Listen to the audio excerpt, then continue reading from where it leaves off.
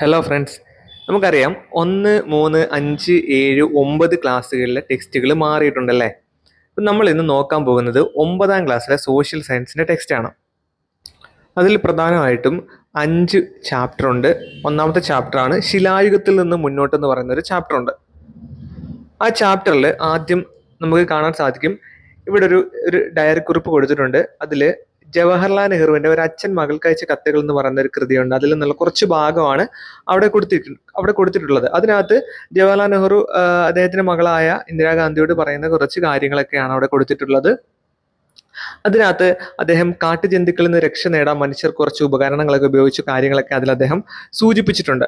എന്തൊക്കെ ആയുധങ്ങളാണ് കാട്ടുജന്തുക്കളിൽ നിന്ന് രക്ഷ നേടാൻ മനുഷ്യർ ഉപയോഗിച്ചിട്ടുള്ളത് എന്നൊരു ക്വസ്റ്റ്യനൂടെ കുട്ടികളോട് ആ ഒരു പാഠഭാഗം വായിച്ചിട്ട് എന്തൊക്കെയാണ് നിങ്ങൾക്ക് മനസ്സിലായതെന്ന് കുട്ടികളോട് ചോദിക്കുന്നുണ്ട്. അതൊന്നും നമുക്ക് നോക്കേണ്ട കാര്യം ഇതാണ്. സെക്കൻഡ് പേജിലേക്ക് വരുമ്പോൾ, മനുഷ്യർ ഉപകരണങ്ങൾ നിർമ്മിക്കാൻ ഉപയോഗിച്ച വസ്തുക്കളുടെ അടിസ്ഥാനത്തിൽ പുരാവസ്തു ഗവേഷകർ മാനവ ചരിത്രത്തെ വിവിധ ഘട്ടങ്ങളായിട്ട് തിരിക്കുന്നുണ്ട്, കാലഘട്ടങ്ങളായി തിരിക്കുന്നു എന്ന് പറയുന്നുണ്ട്. നമുക്ക് അറിയാവുന്ന കാര്യമാണ്, ശിലായുഗമെന്നും ലോഹയുഗമെന്നും നമുക്ക് രണ്ടായിട്ട് തിരിക്കാം. ഇത് കുഞ്ഞു ക്ലാസ്സുകളിൽ നമ്മൾ പഠിച്ചതാണല്ലേ.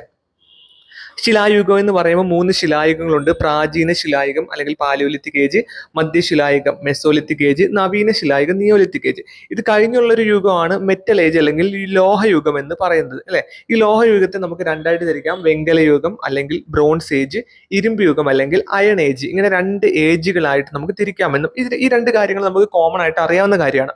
ഓക്കെ, അപ്പൊ ഇതിനകത്ത് എന്തൊക്കെ കാര്യങ്ങളാണ് പുതുതായിട്ട് ഉൾപ്പെടുത്തിയിട്ടുള്ളത് അല്ലെങ്കിൽ നമുക്കറിയാത്ത കാര്യങ്ങൾ എന്തെല്ലാമാണെന്ന് നമുക്ക് നോക്കാം. അതിൽ ഒന്നാമത്തെയാണ് ശിലായുഗം, സ്റ്റോൺ ഏജ്. നമുക്കറിയാം, സ്റ്റോൺ ഏജ് എന്ന് പറഞ്ഞാൽ എന്താണ്?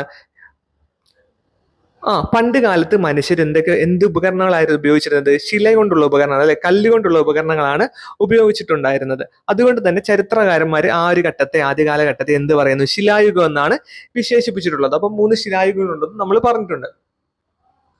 അതിൽ ഒന്നാമത്തെ പ്രാചീന ശിലായുഗം നമുക്ക് നോക്കാം, പാലിയോലിത്തിക് ഏജ്. പരുക്കൻ ശിലാ ഉപകരണങ്ങളാണ് പ്രാചീന ശിലായുഗ കാലഘട്ടത്തിലെ ഉപകരണങ്ങളുടെ പ്രധാന സവിശേഷത എന്ന് പറയുന്നത്. പാലിയോസ് അല്ലെങ്കിൽ പ്രാചീനം, ലിത്തോസ് അല്ലെങ്കിൽ ശില എന്നീ 2 ഗ്രീക്ക് പദങ്ങളിൽ നിന്നാണ് പാലിയോലിത്തിക് എന്ന പദം രൂപം കൊണ്ടിട്ടുള്ളത്. അത് നമ്മൾ ജസ്റ്റ് ഒന്ന് മനസ്സിലാക്കി വെച്ചേക്കണം. അത് ഇമ്പോർട്ടൻ്റ് ആണ്. കാരണം എന്ന് പറഞ്ഞാൽ ബേസ് ആണ്.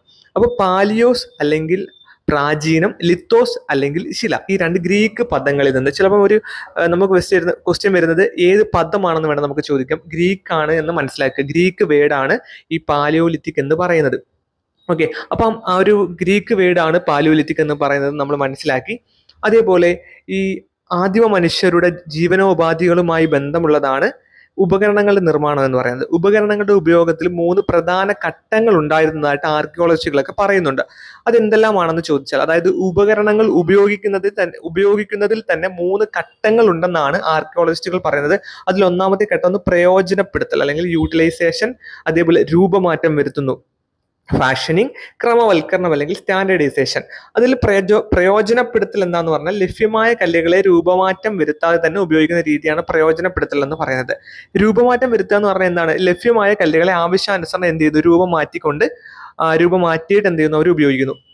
മൂന്നാമത്തെ ക്രമവൽക്കരണം എന്ന് പറഞ്ഞാൽ ഓരോ ആവശ്യത്തിനും പ്രത്യേകതരം ഉപകരണങ്ങൾ നിർമ്മിക്കുന്നു. ഓരോ ആവശ്യത്തിനും വേട്ടയാടാൻ പ്രത്യേകതരം ശിലകൾ, അതുപോലെ തന്നെ അവർ കൃഷി ചെയ്യാൻ വേണ്ടിയിട്ടുള്ള ആയുധങ്ങൾ നിർമ്മിക്കുമ്പോൾ അതിന് പ്രത്യേകതരം ഉപകരണങ്ങൾ. പക്ഷേ ഇതിനെല്ലാം എന്താണ്? ഒരു പരുക്കൻ സ്വഭാവമുണ്ട് എന്ന് നമ്മൾ മനസ്സിലാക്കണം. പ്രാചീന ശിലായുഗത്തിലെ പ്രധാന പ്രത്യേകത എന്താണ്? പരുക്കനായിരിക്കും. ഉപകരണങ്ങളൊക്കെ പരുക്കൻ ഉപകരണങ്ങളായിരിക്കും. മിനുസപ്പെടുത്തിയ ഉപകരണങ്ങളൊന്നും അവർ ഉപയോഗിച്ചിരുന്നില്ല എന്ന് നമ്മൾ മനസ്സിലാക്കണം. പിന്നീട് ഒരു കോളത്തിൽ നമുക്ക് കൊടുത്തിട്ടുണ്ട്, നോക്കുക. പ്രാചീന ശിലായുഗത്തിലെ വിവിധ ഘട്ടങ്ങളിൽ ആദിമ മനുഷ്യർ ഉപയോഗിച്ച വ്യത്യസ്ത ഉപകരണങ്ങൾ ചിത്രങ്ങളാണ് ഇവിടെ കൊടുത്തിട്ടുള്ളത്. ഈ ഒരു ഉപകരണങ്ങളുടെ സവിശേഷത എന്തെല്ലാമാണ് എന്ന് കുട്ടികളോട് മനസ്സിലാക്കുക. അതായത് കുട്ടികൾ മനസ്സിലാക്കിയിട്ട് പട്ടികപ്പെടുത്താൻ വേണ്ടിയിട്ടാണ് കൊടുത്തിരിക്കുന്നത്. അതിൽ നമുക്കറിയാം, ഉരുളൻ കല്ലുപകരണങ്ങൾ അല്ലെങ്കിൽ പെബിൾ ടൂൾസ് എന്ന് പറഞ്ഞാൽ ആഫ്രിക്കയിലെ ഓൾഡുവായ് ഗോർജിൽ നിന്നും കണ്ടെത്തിയ ആദ്യകാല ശിലാപകരണമാണ് ഉരുളൻ കല്ലുപകരണങ്ങൾ എന്ന് നമ്മൾ മനസ്സിലാക്കണം. ഈ ഉരുളൻ കല്ലുപകരണങ്ങൾ എവിടെ നിന്നാണ് നമുക്ക് ലഭിച്ചതെന്ന് വെച്ചാൽ ആഫ്രിക്കയിലെ ഓൾഡുവായ് ഗോർജ്. ആ ഓൾഡുവായ് ഗോർജ് നമ്മൾ മനസ്സിലാക്കുന്നതിന് മുമ്പായിട്ട് ഏത് ഭൂഖണ്ഡത്തിൽ നിന്നാണ് മനസ്സിലാക്കണം? ആഫ്രിക്കയാണ്. കഴിഞ്ഞ HSIയുടെ ഒരു ക്വസ്റ്റ്യൻ ആയിരുന്നു, ഏത് ഭൂഖണ്ഡത്തിൽ നിന്നാണ് കണ്ടെത്തിയെന്ന് വെച്ചാൽ അത് ആഫ്രിക്കയാണെന്ന് നമ്മൾ പ്രധാനമായിട്ട് മനസ്സിലാക്കണം. ആഫ്രിക്കയിലെ ഓൾഡുവായ് ഗോർജിൽ നിന്നും കണ്ടെത്തിയിട്ടുള്ള ഒരു ആദ്യകാല ശിലാപകരണമാണ് ഇത്, ഈ ഉരുളൻ കല്ലുപകരണം അല്ലെങ്കിൽ പെബിൾ ടൂൾസ് എന്ന് പറയുന്നത്. രണ്ടാമത്തെ നോക്കിയ ദ്വിമുഖ മാതൃശിലാ ഉപകരണങ്ങൾ, ബൈഫേസ് കോർ ടൂൾസ് എന്ന് പറയും. ദ്വിമുഖ മാതൃശിലാ ഉപകരണങ്ങൾ. അതായത് മാതൃശിലകളുടെ ഇരുവശങ്ങളും ചെത്തിയെടുത്ത് നിർമ്മിക്കുന്ന ഉപകരണമാണ് ഇതെന്ന് പറയുന്നത് ദ്വിമുഖ മാതൃശിലാ ഉപകരണങ്ങൾ. പറയാം ദ്വിമുഖം എന്ന് പറയുമ്പോൾ രണ്ടാണ് അല്ലെ, ബൈഫേസ് ആണ്.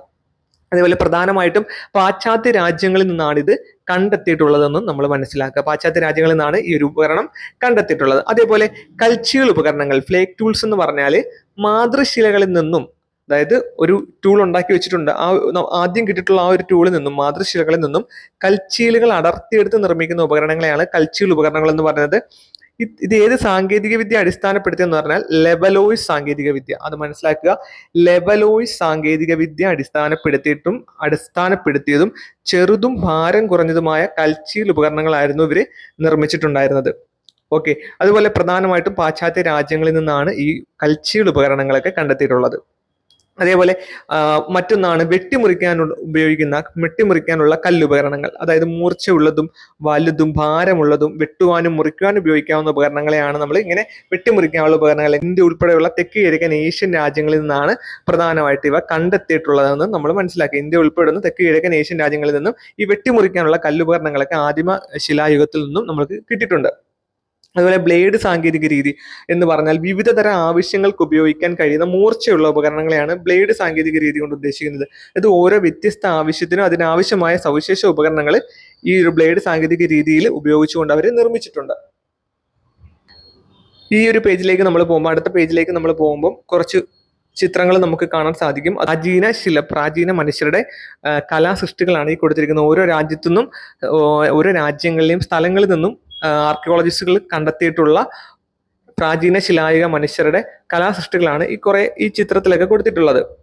പ്രാചീന ശിലായുഗത്തിന്റെ അവസാന കാലഘട്ടത്തിലൊക്കെ ആശയവിനിമയത്തിനായിട്ട് അവർ ഇത്തരം ചിത്രങ്ങളൊക്കെ വരച്ചിട്ടുണ്ടായിരുന്നു. അതായത് ചെറിയ ലളിതമായിട്ടുള്ള ഒഴുക്കൻ വരകള്, കോറിയിട്ട ചിത്രങ്ങള്, ശില്പങ്ങള്, അങ്ങനെ തുടങ്ങി വിവിധ മാർഗങ്ങൾ എന്ത് ചെയ്യുന്നുണ്ട് ഈ പ്രാചീന ശിലായുഗത്തിന്റെ അവസാന ഘട്ടത്തിൽ അവർ വിനിമയത്തിനായിട്ട് ഉപയോഗിച്ചിട്ടുണ്ട്. ഈ ചിത്രങ്ങളിൽ നമുക്ക് മനസ്സിലാക്കാൻ കഴിയുന്ന എന്തൊക്കെ കാര്യങ്ങളാണ്? മൃഗങ്ങളുടെ ചിത്രീകരണം അല്ലെ. മൃഗങ്ങളുടെ ചിത്രീകരണം എന്ന് പറയുമ്പോൾ ഫ്രാൻസിലെ ഷോവെ എന്ന് പറയുന്ന സ്ഥലത്ത് ഒരു കാണ്ടാമൃഗം പോലെയുള്ള ഒരു മൃഗത്തിന്റെ ചിത്രം നമുക്ക് കാണാൻ സാധിക്കുന്നുണ്ട് അല്ലെ. അതുപോലെ ഫ്രാൻസിലെ ലാസ്കോ ഗുഹകളിൽ കാളകളുടെ പോലെയുള്ള ചിത്രങ്ങൾ അടങ്ങിയിട്ടുള്ള ഗുഹാചിത്രങ്ങൾ നമുക്ക് കാണാൻ സാധിക്കുന്നുണ്ട് ഫ്രാൻസിലെ ലാസ്കോ എന്ന് പറയുന്ന സ്ഥലത്ത് നിന്ന്. അതുപോലെ മൃഗത്തിന്റെയും സ്ത്രീയുടെയും കോറിയിട്ട രൂപം കുസാക്ക് ഗുഹ കണ്ടില്ലേ? കുസാക്ക് ഗുഹ, ഫ്രാൻസിലെ കുസാക്ക് ഗുഹയിൽ നിന്നും കോറിയിട്ട ചിത്രങ്ങൾ നമുക്ക് മനസ്സിലാക്കാൻ സാധിക്കുന്നുണ്ട്. അവിടെ സ്ത്രീയുടെ ഒരു രൂപം പോലെയും മൃഗത്തിന്റെ രൂപമൊക്കെ നമുക്ക് മനസ്സിലാക്കാൻ സാധിക്കുന്നുണ്ട്. അതുപോലെ അവിടെ ആനക്കൊമ്പിൽ നിർമ്മിച്ചിട്ടുള്ള ഒരു ശില്പമാണ് റഷ്യയിലെ സറസ്ക് എന്ന് പറയുന്ന ഒരു സ്ഥലത്ത് വീനസ് എന്ന് പറയുന്ന ഒരു പ്രതിമ. വീനസ് എന്ന് പറയുന്ന ആ ചിത്രത്തിന് അവർ വീനസ് എന്നാണ് പേര് കൊടുത്തിരിക്കുന്നത്. അപ്പോൾ ആനക്കൊമ്പിൽ നിർമ്മിച്ചിട്ടുള്ള ഒരു ശില്പമാണ് റഷ്യയിലെ സറസ്ക് എന്ന് പറയുന്ന സ്ഥലത്ത് വീനസ് പ്രതിമ സാധിക്കുന്നുണ്ട്. അപ്പൊ ഇതൊക്കെ അനുഷ്ഠാനവുമായിട്ടോ വിശ്വാസവുമായിട്ടോ ബന്ധപ്പെട്ടിട്ടുള്ളതാണെന്നാണ് പുരാവസ്തു ഗവേഷകർ പറയുന്നത്. അതുപോലെ സ്പെയിനിലെ ലാഗർമ എന്ന് പറയുന്ന ഗുഹയിൽ നിന്ന് കണ്ടെത്തിയിട്ടുള്ള അസ്ഥികളിലെ കൊത്തുപണികൾ അക്കാലത്തെ മനുഷ്യരുടെ കലാവൈദഗ്ധ്യത്തിന് തെളിവാണെന്ന് നമുക്ക് മനസ്സിലാക്കാം. അപ്പൊ ഈ ലാഗർമ ഗുഹ എവിടെയാണെന്ന് വെച്ചാൽ എവിടെയാണെന്ന് നമുക്ക് പറയാൻ പറ്റും? സ്പെയിനിലാണെന്ന് നമുക്ക് പറയാൻ പറ്റും. അപ്പൊ സ്പെയിനിലെ ഗുഹയാണ് ലാഗർമ എന്ന് പറയുന്ന ഗുഹ. അവിടെ എന്ത് കിട്ടിയിട്ടുണ്ട്? അസ്ഥികളിലെ കൊത്തുപണികൾ, നല്ല എന്താ പറയുക കൊത്തുപണികളൊക്കെ, അസ്ഥികളിൽ കുതിരയുടെ എന്ന് തോന്നുന്ന ഒരു മുഖത്തിന്റെ ഷേപ്പൊക്കെ ഉള്ള ഒരു മൃഗത്തിന്റെ അസ്ഥിയിൽ എന്ത് ചെയ്തിട്ടുണ്ട്? അവർ കൊത്തുപണികളൊക്കെ നടത്തിയിട്ടുണ്ട്. അതൊക്കെ അവരെ കലാവൈഭവത്തിന്റെ തെളിവുകളാണ്. അപ്പം ഈ ലാഗർമ ഗുഹ എവിടെയാണെന്ന് ചോദിച്ചാൽ നമുക്ക് എവിടെ പറയാം? സ്പെയിനിലാണെന്ന് പറയാം. അവിടെ എന്ത് കണ്ടെത്തിയിട്ടുണ്ട്? അസ്ഥികളിലൊക്കെ നല്ല കൊത്തുപണികൾ നമുക്ക് കണ്ടെത്താൻ സാധിച്ചിട്ടുണ്ട്. അതുപോലെ ഫ്രാൻസിലെ സ്ഥലമാണ് കുസാക്ക്. കുസാക്ക് എവിടെയാണെന്ന് വെച്ചാൽ എവിടെയാണെന്ന് പറയണം? ഫ്രാൻസിലാണെന്ന് മനസ്സിലാക്കണം. അവിടെ എന്ത് ലഭിച്ചിട്ടുണ്ട്? സ്ത്രീയുടെയും മൃഗത്തിന്റെയും ചിത്രങ്ങൾ അടങ്ങിയിട്ടുള്ള മൃഗത്തിന്റെയും രൂപങ്ങൾ അടങ്ങിയിട്ടുള്ള ഗുഹകൾ നമ്മൾ കണ്ടെത്തിയിട്ടുണ്ട്.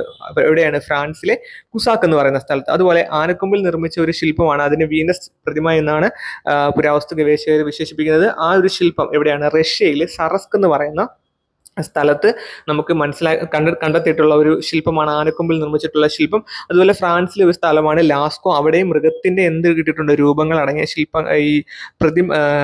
മൃഗത്തിന്റെ ചിത്രങ്ങൾ, കുത്തുപണികൾ ഗുഹകളിൽ നിന്ന് നമുക്ക് കണ്ടെത്താൻ സാധിച്ചിട്ടുണ്ട്. അതുപോലെ ഷോവെ കഴിഞ്ഞ ടെക്സ്റ്റിൽ നമുക്ക് ഉള്ള ഒരു കാര്യമാണ്. ഫ്രാൻസിലെ ഒരു സ്ഥലമാണ് ഷോവെ. അവിടെ എന്താണ് ഇതേപോലെ ഒരു മൃഗത്തിന്റെ ചിത്രം, ഒരു മൃഗത്തിന്റെ കൊത്തുപണികൾ, ചിത്രങ്ങളും ഒക്കെ നമുക്ക് എവിടെ നിന്ന് കണ്ടെത്താൻ സാധിച്ചിട്ടുണ്ട്? ഫ്രാൻസിലെ ഷോവെ എന്ന് പറയുന്ന ഗുഹകളിൽ നിന്ന് കണ്ടെത്താൻ സാധിച്ചിട്ടുണ്ട്. അതുപോലെ ഫ്രാൻസിലെ ലാസ്കോ എന്ന് പറയുന്ന ഗുഹയിൽ നിന്നും ഇത്തരത്തിലുള്ള ചിത്രങ്ങൾ നമുക്ക് കണ്ടെത്താൻ സാധിച്ചിട്ടുണ്ട്. പ്രാചീന ശിലായുഗ കലകൾ, അതായത് പാലിയോലിത്തിക് ആർട്ടിനെ നമുക്ക് രണ്ടായിട്ട് തിരിക്കാം. ഗുഹാ കലകൾ അല്ലെങ്കിൽ കേവ് ആർട്ട് എന്നും ജംഗമ കലാനിർമ്മിതികൾ അല്ലെങ്കിൽ പോർട്ടബിൾ അല്ലെങ്കിൽ മൂവബിൾ ആർട്ട് എന്നും നമുക്ക് തരംതിരിക്കാം. അതിൽ ഈ ഗുഹാ കലകളൊക്കെ പ്രധാനമായിട്ട് നമ്മൾ മനസ്സിലാക്കേണ്ടത് 2 രാജ്യങ്ങളുണ്ട്, സ്പെയിനിലും ഫ്രാൻസിലുമാണ് പ്രധാനമായിട്ടും ഈ ഗുഹാ കലകൾ, അതായത് ഗുഹയിൽ ഓരോ ചിത്രങ്ങളൊക്കെ വരച്ചു വെച്ചിട്ടില്ലേ, മൃഗങ്ങളുടെയും സ്ത്രീകളുടെയും ഒക്കെ ചിത്രങ്ങളൊക്കെ വരച്ചു വെച്ചിട്ടുണ്ട്.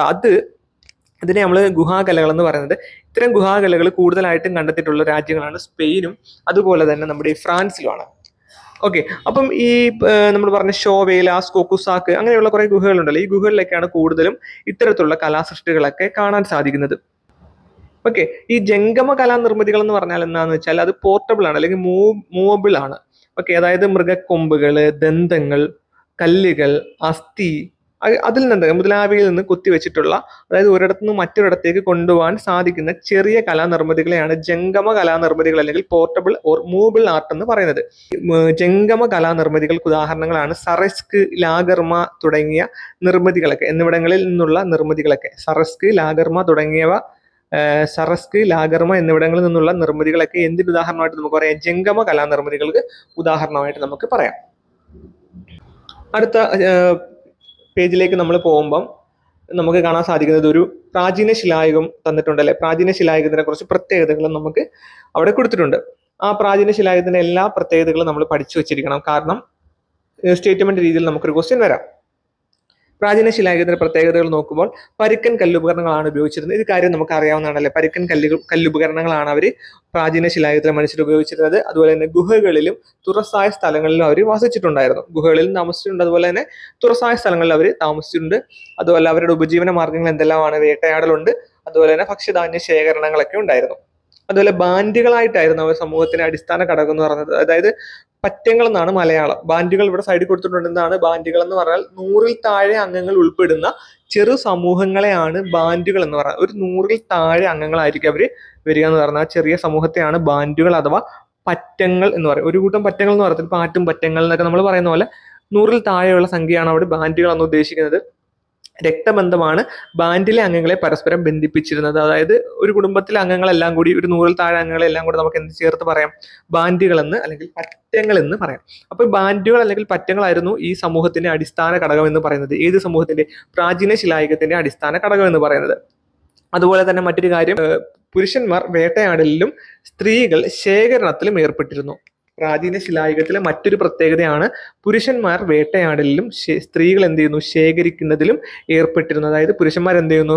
വേട്ടയ്ക്ക് പോകുന്നു, സ്ത്രീകൾ എന്ത് ചെയ്യുന്നു? അത് ശേഖരിച്ചിട്ട് എന്ത് ചെയ്യുന്നു? ഫുഡ് ഉണ്ടാക്കുന്ന ഒരു ജോലിയായിരുന്നു ആരുടേതെന്ന് പറയുന്നത്? സ്ത്രീകളുടേതെന്ന് പറയുന്നത്. അതേപോലെ ഭക്ഷണം അവർ സംഭരിച്ച് വെച്ചിരുന്നില്ല. അതേപോലെ നാടോടി ജീവിതമാണ് അവർ നിലനിന്നിരുന്നത്. ഒരിടത്ത് സ്ഥിരമായിട്ട് അവർ വസിച്ചിരുന്നില്ല. അവരിങ്ങനെ എന്ത് ചെയ്തു? ഒരു നാടോടി ജീവിതമാണ്. ഒരിടത്ത് നിന്ന് മറ്റൊരിടത്തേക്ക് അവർ എന്ത് ചെയ്യുന്നു? പലായനം ചെയ്തിരുന്നു എന്ന് നമുക്ക് മനസ്സിലാക്കാം. പ്രാചീന ശിലായുഗത്തിൽ ഇത്രയും പ്രത്യേകത മനസ്സിലാക്കണം. പരുക്കൻ കല്ലുപകരണങ്ങളാണ് ഉപയോഗിച്ചിരുന്നത്. അതുപോലെ ഗുഹകളിലും തുറസായ സ്ഥലങ്ങളിൽ അവർ വസിച്ചിരുന്നു. വേട്ടയാടൽ, ശേഖരണം എന്നിവയായിരുന്നു ഉപജീവന മാർഗങ്ങൾ. ബാൻഡുകൾ അഥവാ പറ്റങ്ങളായിട്ടായിരുന്നു സമൂഹത്തിന്റെ അടിസ്ഥാന ഘടകം എന്ന് പറയുന്നത്. പുരുഷന്മാർ വേട്ടയാടലും സ്ത്രീകൾ ശേഖരണത്തിൽ ഏർപ്പെട്ടിരുന്നു. ഭക്ഷണം സംഭരിച്ചു വെച്ചിരുന്നില്ല. നാടോടി ജീവിതമാണ് നിലനിന്നിരുന്നത്. ഓക്കെ, അടുത്തൊരു ചാപ്റ്ററിലോട്ട് അടുത്ത പേജിലേക്ക് നമ്മൾ പോകുമ്പോൾ കാണാൻ സാധിക്കുന്ന ഒരു ഭൂപടം കൊടുത്തിട്ടുണ്ട്. അതിനകത്ത് കുറച്ച് ഗുഹകളുടെ പേര്: ലാസ്കോ ഗുഹ, ലാഗർമ ഗുഹ, സറസ്ക്, കുസാക്ക് ഗുഹ, ഷോവെ ഗുഹ. ആ ഒരു ഗുഹകൾ എവിടെയൊക്കെയാണെന്ന് ഏതൊക്കെ രാജ്യങ്ങളിലാണെന്ന് നമ്മൾ മനസ്സിലാക്കി വെച്ചേക്കണം. അതിനകത്ത് നമ്മൾ പറഞ്ഞതാണ് ലാസ്കോ, അതുപോലെ ഫ്രാൻസിലാണ് ലാസ്കോ ഗുഹ, അതുപോലെ ഫ്രാൻസിലാണ് കുസാക്ക് ഗുഹ, അല്ലേ? ലാഗർമ ഗുഹ സ്പെയിനിലാണ്. ഇതെല്ലാം നമ്മൾ എന്ത് ചെയ്തിട്ടുണ്ട്? മനസ്സിലാക്കിയിട്ടുണ്ട് അല്ലേ? ഓക്കെ, പിന്നെ നമ്മൾ പിന്നെ കൊടുത്തിട്ടുള്ളത് മധ്യശിലായുഗം അല്ലെങ്കിൽ മെസോലിത്തിക് ഏജിനെ കുറിച്ചാണ്. മെസോലിത്തിക് ഏജിനെ കുറിച്ച് നമ്മൾ പഠിച്ചിട്ടുള്ള കാര്യങ്ങൾ തന്നെയാണ് ഇവിടെയും കൊടുത്തിട്ടുള്ളത്. പ്രാചീന ശിലായുഗത്തിൽ നിന്നും നവീന ശിലായുഗത്തിലേക്കുള്ള ഒരു പരിവർത്തനത്തിന്റെ ഘട്ടമാണ് മധ്യശിലായുഗം എന്ന് പറയുന്നത്. അല്ലെങ്കിൽ മെസോസ് അഥവാ മദ്യം, ലിത്തോസ് അഥവാ ശില എന്നീ 2 ഗ്രീക്ക് പദങ്ങളിൽ നിന്നാണ് മെസോലിത്തിക് എന്ന പദം ഉടലെടുത്തുള്ളത്. അവിടെ നമ്മൾ മനസ്സിലാക്കുന്ന ഗ്രീക്ക് വേർഡാണ്. മെസോലിത്തിക് എന്ന് പറഞ്ഞാൽ എന്താണ്? ഗ്രീക്ക് വേർഡാണ്. മെസോസ് എന്ന് പറഞ്ഞാൽ എന്താണ്? മദ്യം എന്നാണ്, മിഡിൽ എന്നുള്ള ഇതിലാണ്. ലിത്തോസ് എന്ന് പറഞ്ഞാൽ എന്താണ്? ശില എന്നാണ്. നമുക്കറിയാലേ. അത് 2 ഗ്രീക്ക് പദങ്ങളിൽ നിന്നാണ് മെസോലിത്തിക് എന്നൊരു പദം ഉടലെടുത്തിട്ടുള്ളത്. പിന്നെ ആ മിസോലിത്തിക്കിന്റെ പ്രത്യേകതകൾ, മധ്യശിലായുഗത്തിന്റെ പ്രത്യേകതകൾ, രണ്ട് പ്രത്യേകതകൾ കൊടുത്തിട്ടുണ്ട്. നമുക്ക് അറിയാവുന്ന കാര്യമാണ്, പ്രാചീന ശിലായുഗത്തിൽ ഉപയോഗിച്ചിരുന്നവയേക്കാൾ ചെറിയ ഉപകരണങ്ങളാണ് മധ്യശിലായുഗത്തിൽ ആളുകൾ ഉപയോഗിച്ചിട്ടുണ്ടായിരുന്നത്. മൈക്രോലിത്തുകൾ അഥവാ സൂക്ഷ്മശിലകൾ എന്ന് വിളിക്കുന്ന കല്ലുപകരണങ്ങളായിരുന്നു അവർ ഉപയോഗിച്ചിരുന്നത്. ആ ഒരു കാലഘട്ടമായിരുന്നു, അല്ലെങ്കിൽ ആ ഒരു ശിലായുഗത്തെയാണ് നമ്മൾ മധ്യശിലായുഗം എന്ന് പറയുന്നത്. മൈക്രോലിത്തുകളാണ് അല്ലെ, ചെറിയ ഉപകരണങ്ങൾ, സൂക്ഷ്മശിലകളായിരുന്നു ആ ഒരു കാലഘട്ടത്തിൽ ഉപയോഗിച്ചിരുന്നതെന്ന് കൊടുത്തിട്ടുണ്ട്. അപ്പോൾ അതിൻ്റെ കുറച്ച് ചിത്രങ്ങളൊക്കെ നമുക്ക് ഇവിടെ സൈഡിൽ തന്നിട്ടുണ്ട്. പിന്നെ അടുത്ത പേജിലേക്ക് നമ്മൾ പോകുമ്പം ഈ ഒരു പേജിൽ നമുക്ക് മനസ്സിലാവുന്നത് കുറേ ചിത്രങ്ങളുണ്ടല്ലേ. അതായത് മധ്യപ്രദേശിലെ ഭിംബേട്ക എന്ന് പറയുന്ന സ്ഥലത്തെ, മധ്യപ്രദേശിലെ ഭിംബേട്ക, ലക്ജാവോർ, കദോട്ടിയ തുടങ്ങിയ ഗുഹാകേന്ദ്രങ്ങളിലെ കലാസൃഷ്ടികളാണ് ഇവിടെ കൊടുത്തിട്ടുള്ളത്. ഇതിൽ നിന്നും നമുക്ക് നോക്കിയാൽ ഭിംബേട്ക, നമുക്കറിയാം മധ്യപ്രദേശിലെ പ്രധാനപ്പെട്ട ഒരു സ്ഥലമാണ് ഭിംബേട്ക. ഇതിൽ മധ്യശിലായുഗത്തിലെ ഒരുപാട് ചിത്രങ്ങളൊക്കെ നമുക്ക് ലഭിച്ചിട്ടുള്ള ഒരു സ്ഥലവും ഗുഹയും ഒക്കെയാണ് ഇവിടെ എന്ന് പറയുന്നത്, ഇവിടെ ഉണ്ടായിരുന്നത്. ഒന്നാമത്തെ ചിത്രത്തിൽ കാണുന്നത് ഭിംബേട്ക അല്ലെ, വേട്ടയാടലാണ് നമുക്ക് ഈ ചിത്രത്തിൽ നിന്ന് മനസ്സിലാക്കാം. രണ്ടാമത്തെ ലക്ജാവോറിൽ നമുക്ക് നോക്കാൻ മനസ്സിലാവുന്നത് മീൻപിടുത്തമാണ് അല്ലെ, അവര് മീൻ പിടിക്കുന്ന ഒരു ചിത്രമാണ് ആ ലക്ജാവോറിൽ നമുക്ക് കാണാൻ സാധിക്കുന്നത്. പിന്നെ അതുപോലെ തന്നെ കദോട്ടിയ എന്ന് പറയുന്ന അവിടെ മൃഗപരിപാലനവും ഭക്ഷണം പാചകം ചെയ്യുന്ന ഒരു ചിത്രമാണ് അവിടെ കൊടുത്തിരിക്കുന്നത്. അതുപോലെ തന്നെ ലക്ജാവോറിൽ വേട്ടയാടലുണ്ട്. അതുപോലെ തന്നെ കുടുംബരംഗം, അഞ്ചാമത്തെ ആ ചിത്രത്തിൽ കുടുംബരംഗം മനസ്സിലാക്കാൻ സാധിക്കുന്നുണ്ട്. അതുപോലെ തന്നെ ആറാമത്തെ ആ ചിത്രത്തിൽ നൃത്തം അല്ലേ, ലക്ജാവോറിലെ ആറാമത്തെ ആ ചിത്രത്തിൽ നമുക്ക് നൃത്തവും കാണാൻ സാധിക്കുന്നുണ്ട്. ഓക്കെ, അപ്പൊ ഇതൊക്കെയാണ് ഈ ഒരു ചിത്രത്തിൽ നിന്നും നമുക്ക് മനസ്സിലാവുന്നത്.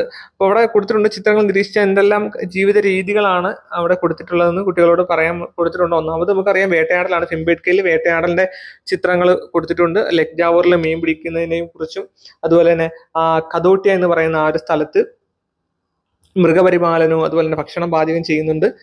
ലക്ജാവോറിൽ വേട്ടയാടുന്നുണ്ട്. ലക്ജാവോറിൽ തന്നെ കുടുംബരംഗം ചിത്രീകരിച്ചിട്ടുണ്ട്. അതുപോലെ ലക്ജാവോറിൽ തന്നെ നൃത്തം കൊടുത്തിട്ടുണ്ട്.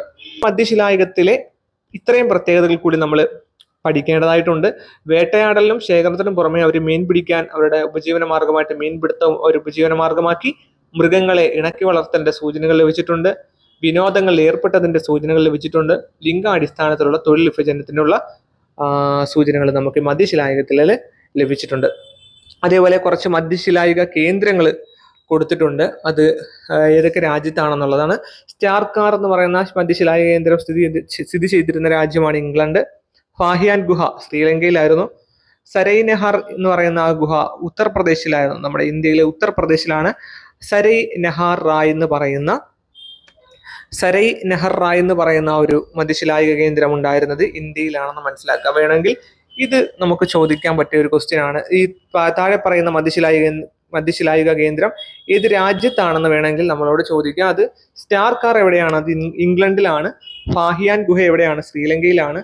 സരൈ നെഹാർ റായ് എന്ന് പറയുന്ന മധ്യശിലായുഗ കേന്ദ്രം ഇന്ത്യയിലെ നമ്മുടെ ഉത്തർപ്രദേശിലാണെന്നും മനസ്സിലാക്കാം. ഈ സ്റ്റാർക്കാർ എന്താണെന്ന് നമ്മുടെ താഴെ കൊടുത്തിട്ടുണ്ട് ഒരു കോളത്തില്. യൂറോപ്പിലെ ഒരു മധ്യശിലായുഗ കേന്ദ്രമായിരുന്നു സ്റ്റാർക്കാർ എന്ന് പറയുന്നത്. സ്റ്റാർ വരുമ്പോൾ തന്നെ നമുക്കറിയാം യൂറോപ്പ് ആയിരിക്കും എന്ന് അങ്ങനെ ചിന്തിക്കുക കേട്ടോ. വടക്കിഴക്കൻ ഇംഗ്ലണ്ടിൽ കണ്ടെത്തിയിട്ടുള്ള ഒരു മധ്യശിലായുഗത്തിലെ ഒരു തുറസായ അധിവാസ കേന്ദ്രമാണ് ഈ സ്റ്റാർക്കാർ. ജൈവ അവശിഷ്ടങ്ങളുടെ സാന്നിധ്യമാണ് ഈ കേന്ദ്രത്തിന്റെ പ്രധാന സവിശേഷത. ശിലകൾ കൊണ്ടും അസ്ഥികൾ കൊണ്ടും നിർമ്മിച്ച ഉപകരണങ്ങൾ എവിടെ നിന്ന് കണ്ടെത്തിയിട്ടുണ്ട്. ആദ്യകാല മരപ്പണിയുടെ തെളിവുകളും ഇവിടെ നിന്ന് ലഭിച്ചിട്ടുണ്ട്. ആദിമ മനുഷ്യർ ഈ പ്രദേശത്തെ താൽക്കാലിക വാസസ്ഥലമായിട്ട് ഉപയോഗിച്ചിരുന്നുവെന്ന് കരുതപ്പെടുന്നുവെന്നാണ് പുസ്തകത്തിൽ പറയുന്നത്. അപ്പൊ സ്റ്റാർക്കാർ എവിടെയാണെന്ന് മനസ്സിലാക്കുക. അത് ഇംഗ്ലണ്ടിലെ ഒരു മധ്യശിലായുഗ കേന്ദ്രമാണെന്ന് വ്യക്തമായിട്ട് മനസ്സിലാക്കുക. ഒരു മധ്യശിലായുഗ കേന്ദ്രമാണ് സ്റ്റാർക്കാർ. അതെവിടെയാണ്? ഇംഗ്ലണ്ടിലാണെന്ന് മനസ്സിലാക്കേണ്ടതുണ്ട്. അതുപോലെ തന്നെ സരൈ നെഹാർ റായിനെ കുറിച്ച് നമുക്ക് ആ പുസ്തകത്തിൽ പറയുന്നുണ്ട്. ഉത്തർപ്രദേശിലെ പ്രതാപ് നഗർ ജില്ലയിൽ ഓക്സ്ബോ തടാകത്തിന്റെ കരയിലാണ് സരൈ നെഹാർ റായ് എന്ന് പറയുന്ന മധ്യശിലായുഗ കേന്ദ്രം സ്ഥിതി ചെയ്തിട്ടുള്ളത്. മധ്യശിലായുഗത്തിന്റെ പ്രധാന സവിശേഷതയായ മൈക്രോലിത്തുകൾ ഇവിടെ നിന്ന് കണ്ടെത്തിയിട്ടുണ്ട്. ഇവിടെ നിന്ന് ലഭിച്ച ഉയരമുള്ള മനുഷ്യരുടെ അസ്ഥികൾ വളരെ പ്രധാനപ്പെട്ട പുരാവസ്തു തെളിവാണ്. ഇതിൽ പുരുഷന്മാരുടെ ഉയരം 180 സെന്റിമീറ്ററും സ്ത്രീകളുടെ ഉയരം 170 സെന്റിമീറ്ററുമാണ്. വേട്ടയാടലിന് അമ്പും വില്ലും ഉപയോഗിച്ചിരുന്നതായി കരുതുന്നു. വിത്തുകൾ ശേഖരിക്കുകയും സംഭരിക്കുകയും ചെയ്തിരുന്നതിനും മൃഗത്തോലുകൾ വസ്ത്രങ്ങളായിട്ട് ഉപയോഗിച്ചിരുന്നതിനും തെളിവുകളുണ്ട്. എവിടെ? സരൈ നെഹാർ റായ് എന്ന് പറയുന്ന സ്ഥലത്ത്. പ്രധാനമായിട്ട് നമ്മൾ മനസ്സിലാക്കണം, സരൈ നെഹാർ റായ് എന്ന് പറയുന്നത് എന്താണ്? ഇന്ത്യയിലെ ഒരു മധ്യശിലായുഗ കേന്ദ്രമാണ്. അത് എവിടെയാണ്? ഉത്തർപ്രദേശിലെ പ്രതാപ് നഗർ ജില്ലയിലെ ഓക്സ്ബോ തടാകക്കരയിലാണെന്ന് മനസ്സിലാക്കുക. ഓക്കെ, നവീന ശിലായുഗത്തെ കുറിച്ചാണ് പിന്നീട് പറയുന്നത്. അതില് നിയോസ് നവീനം, ലിത്തോസ് ശില എന്നീ രണ്ട് ഗ്രീക്ക് വേർഡിൽ നിന്നാണ് നവീന ശിലായുഗം അല്ലെങ്കിൽ നിയോലിത്തിക് ഏജ് എന്ന് പറയുന്നൊരു പദം രൂപം കൊണ്ടിട്ടുള്ളത് എന്നാണ് കൊടുത്തിരിക്കുന്നത്. അതേപോലെ പിന്നൊരു നമ്മുടെ മാൻ മേക്സ് ഹിംസെൽഫ് എന്ന് പറയുന്ന ഒരു ടെക്സ്റ്റ് ഉണ്ട്. മനുഷ്യൻ സ്വയം നിർമ്മിക്കുന്നു.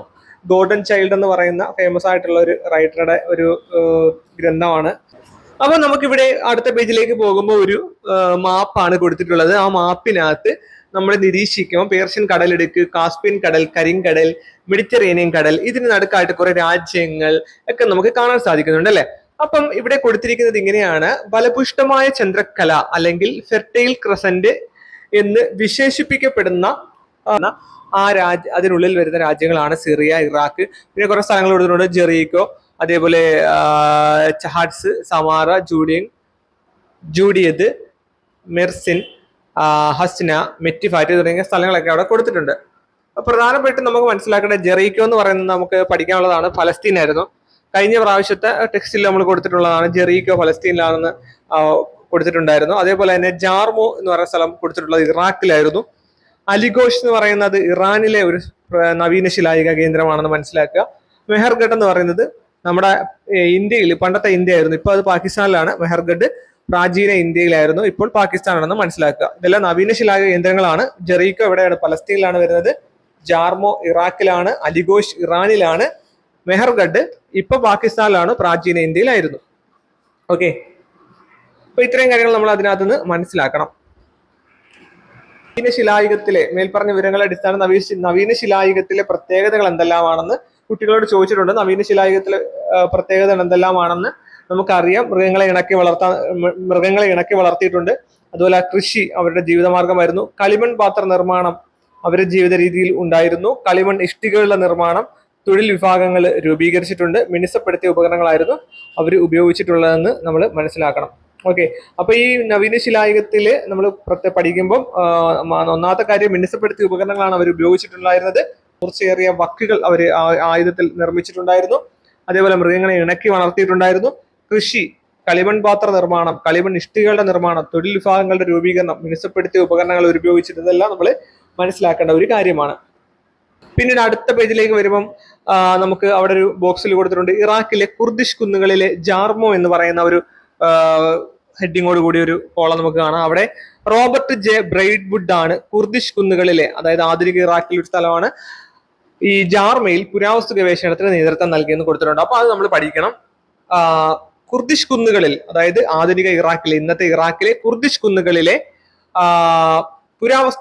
പുരാവസ്തു ഗവേഷണത്തിന് നേതൃത്വം കൊടുത്ത, ജാർമോ എന്ന് പറയുന്ന സ്ഥലത്ത് പുരാവസ്തു ഗവേഷണത്തിന് നേതൃത്വം കൊടുത്ത വ്യക്തി ആരാണെന്ന് ചോദിച്ചാൽ അത് റോബർട്ട് ജെ ബ്രെയ്ഡ്വുഡ് ആണ് എന്ന് നമ്മൾ മനസ്സിലാക്കുക. കുർദിഷ് കുന്നുകളിൽ, ആധുനിക ഇറാഖിലെ കുർദിഷ് കുന്നുകളിലെ ജാർമോയിൽ പുരാവസ്തു ഗവേഷണത്തിന് നേതൃത്വം നൽകിയ ആർക്കിയോളജി വകുപ്പ് മേധാവിയായിരുന്നു റോബർട്ട് ജെ ബ്രെയ്ഡ്വുഡ് എന്ന് പറയുന്ന ആർക്കിയോളജിസ്റ്റ്. അദ്ദേഹം ജാർമോയിലെ ജനങ്ങൾ ബാർലിയും രണ്ടു തരം ഗോതമ്പും കൃഷി ചെയ്തിരുന്നു എന്ന് മനസ്സിലാക്കി. ആടിനെയും മറ്റു ചില മൃഗങ്ങളെയും ഇണക്കി വളർത്തിയതിന്റെ വ്യക്തമായ സൂചനകൾ അദ്ദേഹം കണ്ടെത്തി. അവിടുത്തെ വീടുകൾ ചെറുകുടിലുകളായിരുന്നു. അവർ കളിമണ്ണ് കൊണ്ട് മൃഗങ്ങളുടെയും മനുഷ്യരുടെയും രൂപങ്ങൾ നിർമ്മിച്ചിരുന്നു. അവർ നിർമ്മിച്ച മനുഷ്യരൂപങ്ങളിൽ ഏറ്റവും പ്രധാനപ്പെട്ടത് ഗർഭിണിയായ സ്ത്രീയുടെ രൂപമാണ്. അപ്പം ഗർഭിണിയായ സ്ത്രീയുടെ രൂപം ലഭിച്ചിട്ടുള്ള നവീന ശിലായുഗ കേന്ദ്രം ഏതാണെന്ന് ചോദിച്ചാൽ നമുക്ക് പറയാം ഇറാഖിലെ കുർദിഷ് കുന്നുകളിലാണ്. ഇറാഖിലെ കുർദിഷ് കുന്നുകളിലെ ജാർമോയിലാണ് അത് കണ്ടെത്തിയത് റോബർട്ട് ജെ ബ്രെയ്ഡ്വുഡ് ആണെന്ന് നമുക്ക് നിസ്സംശയം പറയാവുന്നതാണ്. ഓക്കെ, അപ്പം റോബർട്ട് ജെ ബ്രെയ്ഡ്വുഡ് കുർദിഷ് കുന്നുകളിൽ, ആധുനിക ഇറാഖിലെ കുർദിഷ് കുന്നുകളിലെ ജാർമോയിൽ പുരാവസ്തു ഗവേഷണത്തിന് നേതൃത്വം കൊടുത്ത വ്യക്തിയാണ്. അവിടെ അദ്ദേഹം എന്ത് പ്രധാനപ്പെട്ട ഒരു മനുഷ്യരൂപത്തിലെ ഒരു ശില്പം കണ്ടെത്തി. അത് ഗർഭിണിയായ സ്ത്രീയുടെ ഒരു രൂപം അദ്ദേഹം അവിടെ കണ്ടെത്തിയെന്ന് മനസ്സിലാക്കുക. അതേപോലെ താഴെ ഒരു കോളത്തിൽ കൊടുത്തിട്ടുണ്ട് മെഹർഗഡ്, ഇന്ത്യൻ ഉപഭൂഖണ്ഡത്തിലെ നവീന ശിലായുഗ കേന്ദ്രം എന്ന് പറഞ്ഞിട്ട് ഒരു ഹെഡിങ് കൊടുത്തിട്ടുണ്ട്. അപ്പൊ ഇന്ത്യൻ ഉപഭൂഖണ്ഡത്തിലെ നവീന ശിലായുഗ കേന്ദ്രമായിരുന്നു മെഹർഗഡ് എന്ന് നമ്മൾ ആൾറെഡി മനസ്സിലാക്കിയിട്ടുണ്ട്. നവീന ശിലായുഗത്തിലെ പ്രധാനപ്പെട്ട സവിശേഷതകളായ മൃഗങ്ങളെ ഇണക്കി വളർത്തൽ, കൃഷി എന്നിവയ്ക്ക് തുടക്കം കുറിച്ച പ്രാചീന ഇന്ത്യയിലെ ആദ്യത്തെ പ്രദേശമാണ് മെഹർഗഡ് എന്ന് പറയുന്നത്. ഇപ്പോൾ അത് പാകിസ്ഥാനിലാണെന്ന് മനസ്സിലാക്കുക. മെഹർഗഡ് എവിടെയാണ്? പാകിസ്ഥാനിലാണ്. അത് എന്റെ പ്രത്യേകത എന്താണ്? മെഹർഗഡിന്റെ പ്രത്യേകത എന്താണ്? അത് നവീന ശിലായുഗത്തിലെ പ്രധാനപ്പെട്ട ഒരു സവിശേഷതകളായ മൃഗങ്ങളെ ഇണക്കി വളർത്തൽ, കൃഷി എന്നിവയ്ക്ക് തുടക്കം കുറിച്ച പ്രാചീന ഇന്ത്യയിലെ ആദ്യത്തെ പ്രദേശമാണ് ഏതെന്ന് പറയുന്നത് മെഹർഗഡ് എന്ന് പറയുന്നത്. എവിടെയാണത്? അത് പാകിസ്ഥാനിലാണ്. ഈ പ്രദേശത്തെ ബ്രെഡ് ബാസ്ക്കറ്റ് ഓഫ് ബലൂചിസ്ഥാൻ എന്ന് വിളിക്കുന്നുണ്ട്. ഇതും ഇമ്പോർട്ടന്റ് ആണ്. Bread basket of Balochistan, bread basket of Balochistan എന്ന് വിളിക്കുന്ന നവീന ശിലായുഗ കേന്ദ്രം ഏതാണെന്ന് ചോദിച്ചാൽ ഏതാണ്? അത് മെഹർഗഡ് ആണ്. മറന്നു പോകരുത്, മെഹർഗഡ് ആണ്. ബ്രെഡ് ബാസ്ക്കറ്റ് ഓഫ് ബലൂചിസ്ഥാൻ എന്നറിയപ്പെടുന്ന നവീന ശിലായുഗ കേന്ദ്രം ഏതാണ്? അത് മെഹർഗഡ് ആണ്. നവീന ശിലായുഗത്തിലെ പ്രധാനപ്പെട്ട സവിശേഷതകളായ മൃഗങ്ങളെ ഇണക്കി വളർത്തൽ, കൃഷി എന്നിവയ്ക്ക് തുടക്കം കുറിച്ച പ്രാചീന ഇന്ത്യയിലെ ആദ്യത്തെ പ്രദേശം ഏതാണ്? അത് മെഹർഗഡ് ആണ്. മെഹർഗഡ് ഇപ്പോൾ പാകിസ്ഥാനിലാണ്. മെഹർഗഡിനെ അറിയപ്പെടുന്ന പേരെന്താണ്? ബ്രെഡ് ബാസ്ക്കറ്റ് ഓഫ് ബലൂചിസ്ഥാൻ എന്ന് മെഹർഗഡിനെ അറിയപ്പെടുന്നു. ഓക്കെ, പിന്നീട് നമുക്ക് കൊടുത്തിട്ടുള്ളത് ലോഹയുഗം, മെറ്റൽ ഏജിനെ കുറിച്ചാണ്. നമുക്കറിയാം ലോഹയുഗം നമ്മുടെ ശിലായുഗത്തിന് ശേഷം വരുന്ന ഒരു ഇതാണ് ലോഹയുഗം. ശിലയുടെ സ്ഥാനത്ത് ലോഹങ്ങൾ ഉപയോഗിക്കാൻ തുടങ്ങിയതോടെ എന്ത് ചെയ്യുന്നു? മനുഷ്യർ ലോഹയുഗത്തിലേക്ക് പ്രവേശിക്കുകയാണ്. സാങ്കേതിക വിദ്യയിൽ മനുഷ്യർ കൈവരിച്ച പുരോഗതി വ്യക്തമായിട്ട് പ്രകടിപ്പിക്കുന്ന കാലമാണ് ലോഹയുഗം എന്ന് പറയുന്നത്. മനുഷ്യൻ ആദ്യമായിട്ട് ഉപയോഗിച്ച ലോഹം അത് ചോദിച്ചിട്ടുള്ളതാണ് ഏതാണ്? ചെമ്പാണ്. മനുഷ്യൻ ആദ്യമായിട്ട് ഉപയോഗിച്ച ലോഹം ഏതാണ്? അത് ചെമ്പാണ്. പ്രകൃതിദത്തമായ ചെമ്പിനെ ആയുധങ്ങളും ഉപകരണങ്ങളുമാക്കി മാറ്റുന്ന സാങ്കേതിക രീതി ഈ ഘട്ടത്തിൽ മനുഷ്യർ കൈവരിച്ചിട്ടുണ്ട്. ആദ്യകാല കാർഷിക ഗ്രാമങ്ങളായ ചാത്തൽ ഹൊയൂക്ക്, അത് എവിടെയാണ് നമ്മൾ പഠിക്കണം? തുർക്കിയിലാണ്. ചാത്തൽ ഹൊയൂക്ക് എവിടെയാണ്? തുർക്കിയിലാണ്. ചാത്തൽ, അതിനകത്ത് തായ് ഉണ്ട് അല്ലെ? അപ്പൊ ആ തായ് പിടിച്ചോണം. തായിൽ പിടിച്ചു കഴിഞ്ഞാൽ നമുക്ക് തുർക്കി കിട്ടും. ചാത്തൽ ഹൊയൂക്ക് തുർക്കി. അതുപോലെ സിറിയയിലെ ചയോനു, വടക്കൻ സിറിയയിലെ ചയോനു, ചയോനു എവിടെയാണ്? സിറിയയിലാണ്. അതുപോലെ അലിക്കോഷ്, ഇറാനിലെ സ്ഥലമാണ് അലിക്കോഷ് എന്നിവിടങ്ങളിൽ നിന്നും ചെമ്പിന്റെ സാന്നിധ്യം കണ്ടെത്തിയിട്ടുണ്ട്. BCE 7000 ആണ്ടിലാണ് ഇതൊരു കാലമായിട്ട് കണക്കാക്കുന്നത്. അത് അറിഞ്ഞിരിക്കേണ്ട എങ്കിൽ തന്നെയും അലിക്കോഷ് എവിടെയാണെന്ന് മനസ്സിലാക്കണം. അത് ഇറാനിലാണ്. അതേപോലെ ചയോനു, വടക്കൻ സിറിയയിലെ സ്ഥലമാണ് ചയോനു. അതേപോലെ ചാതൽ ഹൊയൂക്ക് തുർക്കിയിലാണ്. ചാതൽ ഹൊയൂക്ക് തുർക്കിയാണ്. ഇതൊക്കെ എന്താണ്? ഈ ചെമ്പിന്റെ അവശിഷ്ടം, ചെമ്പിന്റെ സാന്നിധ്യം കണ്ടെത്തിയ സ്ഥലങ്ങളാണ് ഏതൊക്കെ? അലിക്കോഷ് ഇറാൻ, ചയോനു സിറിയ, ചാത്തൽ ഹൊയൂക്ക് തുർക്കി. ഇത് മൂന്നുമാണ് പ്രധാനമായിട്ടും ചെമ്പിന്റെ സാന്നിധ്യം കണ്ടെത്തിയ പ്രദേശങ്ങൾ. ഇതെല്ലാം നമ്മൾ ജസ്റ്റ് എന്ത് ചെയ്യാം? നോട്ട്ബുക്കിലേക്ക് എടുത്ത് തന്നെ പഠിക്കാം. പിന്നെ നമുക്ക് അടുത്ത പേജിലേക്ക് പോകുമ്പോൾ ചാൽക്കോളിത്തിക് ഏജിനെ കുറിച്ചാണ്, താമ്ര ശിലായുഗത്തെ കുറിച്ചാണ് പറയുന്നത്. അതിൽ നമുക്ക് ഇങ്ങനെയാണ്, ശിലായുഗത്തെ കുറിച്ച് നമ്മൾ നേരത്തെ ചർച്ച ചെയ്തു. ചെമ്പ് കൊണ്ടുള്ള ഉപകരണങ്ങൾ ഉപയോഗിച്ച കാലഘട്ടത്തിലും മനുഷ്യർ ശിലായുധങ്ങൾ ഉപേക്ഷിച്ചിട്ടില്ല. ചെമ്പ് ഉപയോഗിച്ച് തുടങ്ങിയപ്പോഴും എന്ത് ചെയ്യുന്നില്ല? ശിലകളൊന്നും അവർ ഉപേക്ഷിക്കുന്നില്ല. ശിലാ ഉപകരണങ്ങൾക്കൊപ്പം അവർ എന്ത് ചെയ്യുന്നു? ചെമ്പ് ഉപകരണങ്ങൾ കൂടി ഉപയോഗിച്ചിട്ടുണ്ട്. ആ ഒരു കാലഘട്ടത്തെയാണ് താമ്രശിലായുഗം എന്ന് വിളിക്കുന്നത്. ചെമ്പും ശിലയും കൂടി മിക്സ് ആക്കി ഉപയോഗിച്ച ആ ഒരു കാലഘട്ടത്തെ എന്ത് പറയാം? നമുക്ക് താമ്രശിലായുഗം എന്ന് വിളിക്കാം. ഇന്ത്യയിലെ രാജസ്ഥാൻ, മധ്യപ്രദേശ്, മഹാരാഷ്ട്ര എന്നിവിടങ്ങളിൽ നിന്ന് താമ്രശിലായുഗത്തിന്റെ നിരവധി അവശിഷ്ടങ്ങൾ കണ്ടെത്തിയിട്ടുണ്ടെന്നും മനസ്സിലാക്കുക. അപ്പൊ താമ്രശിലായുഗത്തിന്റെ നിരവധി അവശിഷ്ടങ്ങൾ കണ്ടെത്തിയിട്ടുള്ള സ്ഥലങ്ങൾ ഏതെല്ലാമാണ്? രാജസ്ഥാന്, മധ്യപ്രദേശ്, മഹാരാഷ്ട്ര, 3 സംസ്ഥാനങ്ങൾ എന്ത് കണ്ടെത്തിയിട്ടുണ്ട്? താമ്രശിലായുഗത്തിന്റെ ചാൽക്കോളിത്തിക് ഏജിന്റെ അവശിഷ്ടങ്ങൾ കണ്ടെത്തിയിട്ടുള്ള സ്ഥലങ്ങളാണ്. അതേപോലെ 2 പിക്ചർ ഇവിടെ കൊടുത്തിട്ടുണ്ട്. ദൈമാബാദിൽ, മഹാരാഷ്ട്രയിലെ ഒരു സ്ഥലമാണ് ദൈമാബാദ്. ആ ദൈമാബാദിൽ നിന്നും ലഭിച്ച ശവസംസ്കാരത്തിന് ഉപയോഗിച്ചിരുന്ന കലശങ്ങളാണ് ഇവിടെ കൊടുത്തിട്ടുള്ളത്. അപ്പൊ നമ്മൾ മനസ്സിലാക്കേണ്ട ഒരു കാര്യം, ദൈമാബാദ് എവിടെയാണ്? മഹാരാഷ്ട്രയിലാണ്. മഹാരാഷ്ട്രയിലെ ദൈമാബാദിൽ നിന്നും എന്ത് ലഭിച്ചിട്ടുണ്ട്? ശവസംസ്കാരത്തിന് ഉപയോഗിച്ചിരുന്ന കലശങ്ങൾ കിട്ടിയിട്ടുണ്ട് എന്നും നമ്മൾ മനസ്സിലാക്കുക. അതായത് ഈ പാത്രങ്ങളൊക്കെയാണ് കേട്ടോ. അപ്പൊ അത് നമുക്ക് ലഭിച്ചിട്ടുണ്ടെന്ന് മനസ്സിലാക്കുക. അതേപോലെ മഹാരാഷ്ട്രയിലെ മറ്റൊരു സ്ഥലമാണ് നെവാസ. നെവാസയിൽ നിന്നും ലഭിച്ച കളിമണ്ണിലും ശിലയിലും തീർത്തിട്ടുള്ള കലാനിർമ്മിതികളാണ് അവിടെ കൊടുത്തിരിക്കുന്നത്. അത് നമ്മൾ മനസ്സിലാക്കണം. മഹാരാഷ്ട്രയിലെ ഒരു സ്ഥലമാണ് നെവാസ. ആ നെവാസയിൽ നിന്നും നമുക്ക് എന്ത് ലഭിച്ചു? കളിമണ്ണിലും ശിലയിലും തീർത്ത കലാനിർമ്മിതികളും നമുക്ക് ലഭിച്ചിട്ടുണ്ട്. കളിമണ്ണിലും ശിലയിലും തീർത്ത കലാനിർമ്മിതികൾ ലഭിച്ച നെവാസ എന്ന് പറയുന്ന സ്ഥലം ഏത് സംസ്ഥാനത്താണെന്ന് ചോദിച്ചാൽ നമുക്ക് ഇവിടെ പറയാം മഹാരാഷ്ട്രയാണെന്ന് പറയാം. അതേപോലെ ശവസംസ്കാരത്തിന് ഉപയോഗിച്ചിരുന്ന കലശങ്ങൾ കിട്ടിയ ദൈമാബാദ് ഏത് സംസ്ഥാനത്താണെന്ന് ചോദിച്ചാൽ നമുക്ക് എന്ത് പറയാം? മഹാരാഷ്ട്രയാണെന്ന് പറയാം. ഓക്കെ, പിന്നീട് നമ്മൾ കൊടുത്തിരിക്കുന്നത് വെങ്കല യുഗത്തിലേക്കാണ്, ബ്രോൺസ് ഏജിലേക്കാണ്. അതിൽ മാൻ മേക്സ് ഹിംസെൽഫ് എന്ന് പറയുന്ന, മനുഷ്യൻ സ്വയം നിർമ്മിക്കുന്നു, മാൻ മേക്സ് ഹിംസെൽഫ് എന്ന് പറയുന്ന ടെക്സ്റ്റിൽ ഗോർഡൻ ചൈൽഡ് വിശേഷിപ്പിച്ചിട്ടുള്ള കുറച്ച് കാര്യങ്ങൾ അവിടെ ഒരു ബോക്സിൽ കൊടുത്തിട്ടുണ്ട്. ഓക്കെ, അടുത്ത പേജിലേക്ക് വരുമ്പോൾ വെങ്കലം, ഓട്, ബ്രോൺസ്, അതിനെക്കുറിച്ച് ഒരു ചെറിയ കാര്യം അവിടെ ഒരു ടോപ്പിക്ക് പറയുന്നുണ്ട്. ചെമ്പും വെളുത്തീയവും, അതായത് കോപ്പറും ടിന്നും ചേർത്ത് സംസ്കരിച്ചുണ്ടാക്കുന്ന ഒരു ലോഹ സങ്കരമാണ് വെങ്കലം എന്ന് പറയുന്നത്. ചെമ്പിനേക്കാൾ ഉറപ്പ് ലഭിക്കുന്ന ലോഹമാണ് വെങ്കലം എന്ന് കൊടുത്തിട്ടുണ്ട്. അതൊക്കെ ജസ്റ്റ് ഒന്ന് മനസ്സിലാക്കി വെച്ചിരിക്കുക. വെങ്കലം അല്ലെങ്കിൽ ഓട് അല്ലെങ്കിൽ ബ്രോൺസ്. ഈ ചെമ്പും അതായത് കോപ്പറും വെളുത്തീയവും ടിന്നും ചേർത്താണ് ഇത് ഉണ്ടാക്കുന്നത്. ചെമ്പിനേക്കാൾ ഉറപ്പുള്ള ഒരു ലോഹമാണ് വെങ്കലം എന്ന് മനസ്സിലാക്കുക. അതുപോലെ തന്നെ ഹരപ്പൻ സംസ്കാരത്തെ ഇന്ത്യ ചരിത്രത്തിൽ ഒന്നാം നഗരവൽക്കരണം എന്ന് വിശേഷിപ്പിക്കുന്നുവെന്നും പുസ്തകത്തിൽ കൊടുത്തിട്ടുണ്ട്. അത് നമ്മൾ മനസ്സിലാക്കണം. ഹരപ്പൻ സംസ്കാരത്തെയാണ് ഇന്ത്യ ചരിത്രത്തിലെ ഒന്നാം നഗരവൽക്കരണം എന്ന് വിശേഷിപ്പിക്കുന്നത്. വേണം ഇങ്ങനെ ക്വസ്റ്റ്യൻ വരാം. ഒന്നാം നഗരവൽക്കരണം എന്ന് വിശേഷിപ്പിക്കപ്പെടുന്ന ഇന്ത്യയിലെ സംസ്കാരം, പ്രാചീന ഇന്ത്യയിൽ നിലനിന്നിരുന്ന സംസ്കാരം അല്ലെങ്കിൽ അറിയപ്പെടുന്ന സംസ്കാരം ഏതാണെന്ന് ചോദിച്ചാൽ നമുക്ക് ഇത് പറയാം, ഹരപ്പൻ സംസ്കാരത്തെയാണ്. ഹരപ്പൻ സംസ്കാരത്തെയാണ് ഇന്ത്യ ചരിത്രത്തിലെ ഒന്നാം നഗരവൽക്കരണം എന്ന് വിശേഷിപ്പിക്കുന്നത്. ഹരപ്പൻ സംസ്കാരത്തിന്റെ തകർച്ചയ്ക്ക് ശേഷം സപ്തസിന്ധുവിലേക്ക്, ഇന്ത്യയുടെ വടക്കു പടിഞ്ഞാറ് ഭാഗത്തേക്ക് കടന്നു വന്ന വ്യക്തികളായിരുന്നു ആര്യന്മാര്. അവര് ഇന്തോ യൂറോപ്യൻ ഭാഷാ കുടുംബത്തിൽ ഉൾപ്പെടുന്ന ഭാഷ സംസാരിച്ചിരുന്നവരായിരുന്നു ആര്യന്മാര്. ഭാഷാപരമായ തെളിവുകളുടെ അടിസ്ഥാനത്തിൽ അവരുടെ ജന്മദേശം മധ്യേഷ്യയാണെന്ന് കരുതപ്പെടുന്നു. വേദങ്ങളിൽ നിന്നുമാണ് ഈ ആര്യന്മാരെ കുറിച്ചും ഉള്ള കാര്യങ്ങളൊക്കെ നമുക്ക് മനസ്സിലാക്കിയത്. അവരുടെ കാലഘട്ടം എന്ന് പറയുന്നത് BCE 1500-നും 600-നും ഇടയിലാണ് എന്ന് മനസ്സിലാക്കുക.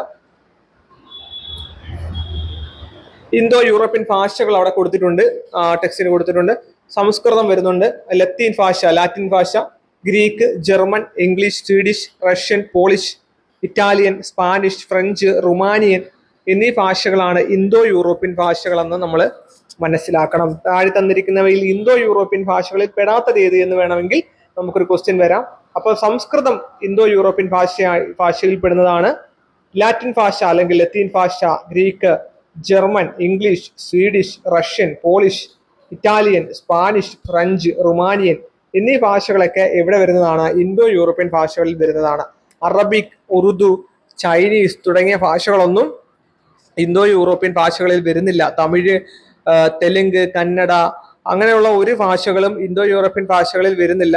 പക്ഷേ സംസ്കൃതം ഇന്ത്യയിലെ ആദ്യകാല ഭാഷകളോ ഏതകാലഘട്ടത്തിലെ ഭാഷയായിരുന്നു സംസ്കൃതം, ആ ഭാഷ വരുന്നുണ്ട്. ലാറ്റിൻ ഭാഷ യൂറോപ്പിലെ പണ്ട് കാലത്ത് ഉപയോഗിച്ചിരുന്ന ലാറ്റിൻ ഭാഷ, അതേപോലെ ലത്തീൻ, ഗ്രീക്ക്, ജർമ്മൻ, അതുപോലെ English, Swedish, Russian, polish, Italian, Spanish, French, Romanian തുടങ്ങിയ ഭാഷകൾ ഇന്തോ യൂറോപ്യൻ ഭാഷകളിൽ വരുന്നതാണെന്ന് നമ്മൾ മനസ്സിലാക്കേണ്ടതുണ്ട്.